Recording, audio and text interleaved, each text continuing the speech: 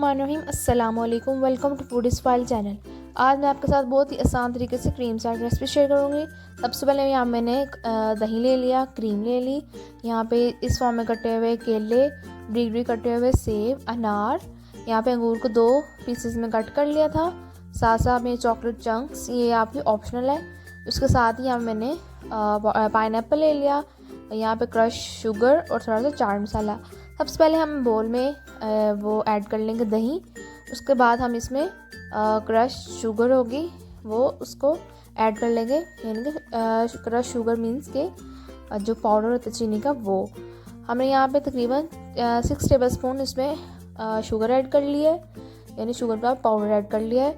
अब इसके साथ साथ हमने यहाँ पे एक डब्बा क्रीम का ले लिया था, वो उसमें ऐड कर लेंगे और इसको सिंपली ऐसे मिक्स कर लेंगे।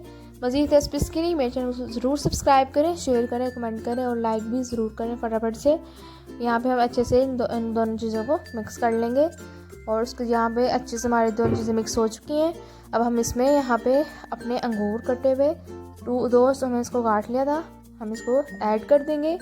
उसके साथ साथ हम इसमें बाकी के भी जो अपने फ्रूट्स होंगे वो ऐड कर देंगे, जिसमें यहाँ पे मैंने ऐड किया है, यहाँ सेब ऐड कर लिए, इसको हमने इस फॉर्म में कट कर लिया था।